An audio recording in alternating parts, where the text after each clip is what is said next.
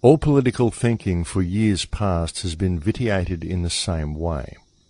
People can foresee the future only when it coincides with their own wishes, and the most grossly obvious facts can be ignored when they are unwelcome.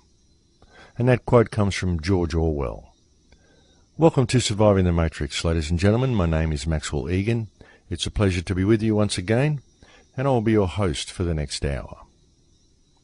Well, folks, challenging times in the world this week. We've seen the introduction of a new bill by President Obama. And folks, I do like to keep the shows empowering, and I do like to focus mainly on spirituality and mainly on energy. But sometimes things happen right before your eyes that, well, they just simply demand attention. And the actions that have been taken by Obama in the last week most certainly fall into that category. Because this new bill is most definitely something of an eye-opener. And it's a bill that should hopefully cause even the most asleep person to stir from their slumber. Because with the introduction of this new bill, President Obama has effectively declared a global war on freedom.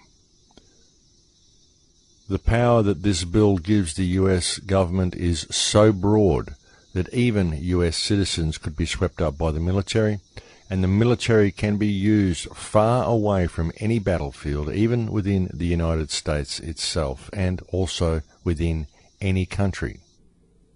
In fact, this bill reminds me of the puppet movie that was made a few years ago called Team America, where America decided to view itself as the world police, because in his ego and in the ego of the American government, these psychopaths actually believe that this bill makes possible the worldwide indefinite detention without charge or trial of any person the United States government deems to be worthy of detention.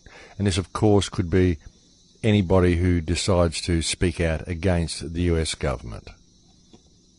The bill that I'm talking about is the National Defense Authorization Act, which went to the Senate floor on Monday. Now, sections 1031 and 1032 of this bill explicitly authorize the federal government to indefinitely imprison without charge or trial any American citizen and others. Very careful note of the word others, folks. So it refers to American citizens and others, which of course is anybody, can be picked up both inside and outside of the United States. It mandates military detention of civilians who would otherwise be outside of military control, and it transfers to the Department of Defense core prosecutorial, investigative, law enforcement, penal and custodial authority and responsibility that is now held by the Department of Justice. So basically it's transferring these powers from the Department of Justice to the Department of Defense. This is basically the implementation of a military police state that has a global reach.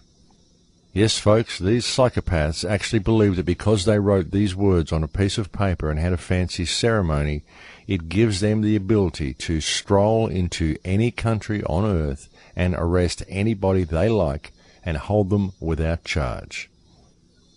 What a wonderful world we live in, folks, and with the introduction of this bill, there should be no doubt whatsoever that the Third Reich is still alive and well, and it has a firm control over the United States today.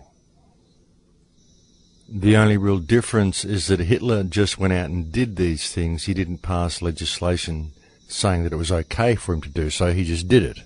Whereas Adolf Obama has actually passed legislation which he believes gives him the right to commit these atrocities. Folks, since the Obama regime came to power, Obama has proven himself to be even more corrupt and more totalitarian and inhuman than both George Bush and Dick Cheney combined. He's managed to out-Bush the Bush regime in every conceivable way that he could find to do so. Yes, folks, change was what was desired, and change is what the world has had.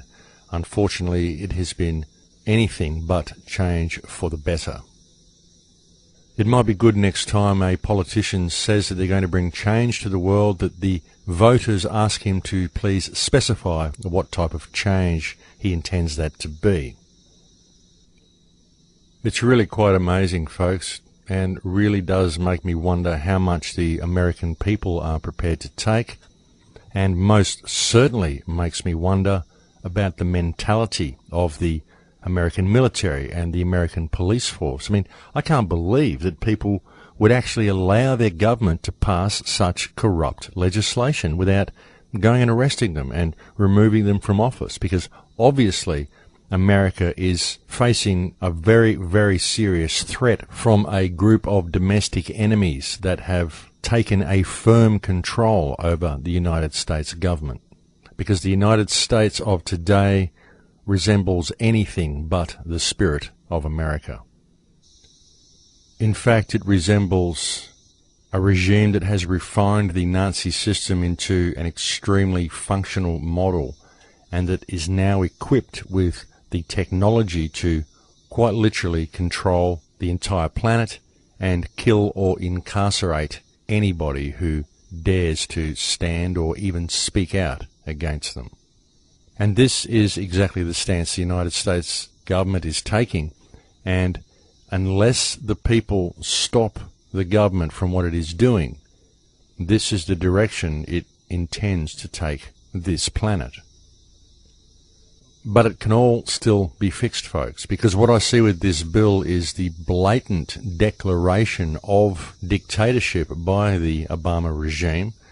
And so this, of course, provides the opportunity that the people need to realize what the problem is and to therefore stand up and address this situation.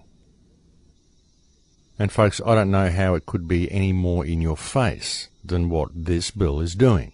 And so the question becomes, will not only the American people, but the people of the world seize this opportunity for change that is now being presented to them and stand up to rectify this situation? Or do they intend to simply roll over on command and allow the extermination of global freedom? That's the thing about freedom, folks. You have to preserve it. It doesn't come naturally. You have to work at it, and you have to stand up for it. You have to preserve it for future generations the way our forefathers preserved it for us.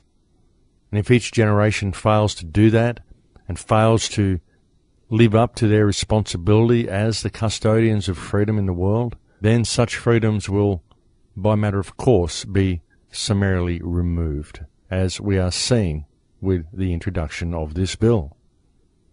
And of course, this bill is being introduced under the guise of protecting the security of the United States.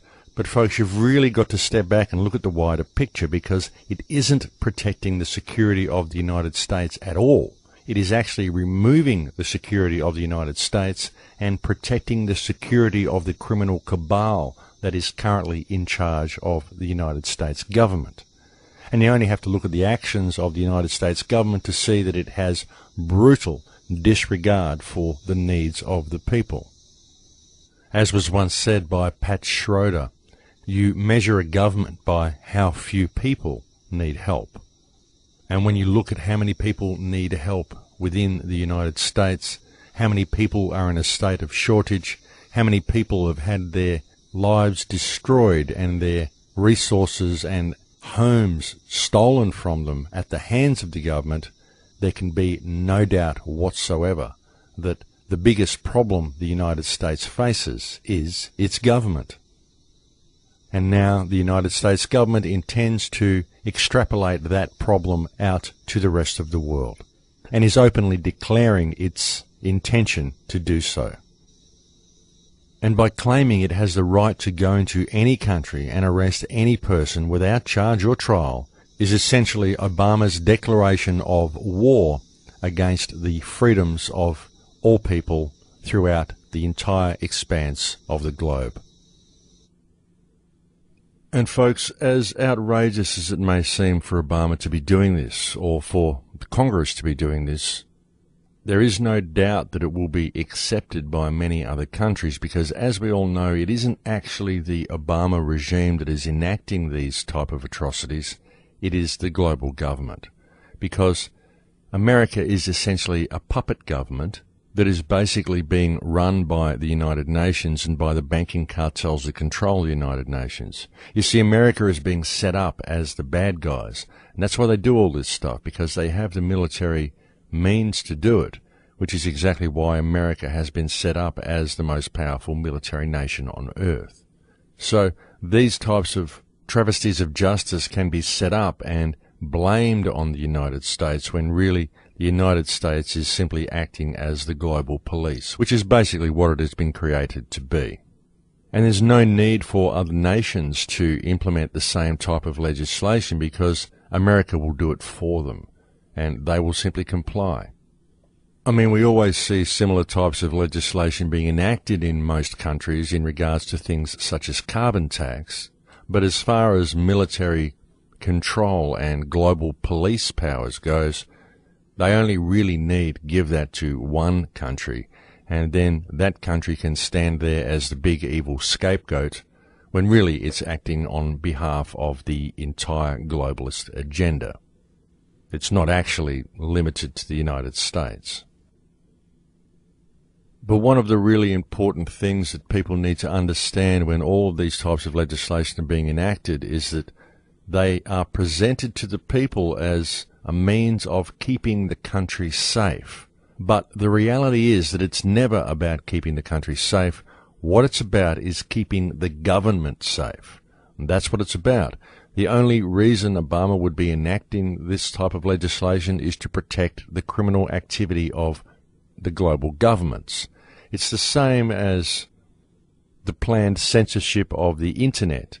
It isn't to protect anyone. It isn't to protect children against porn.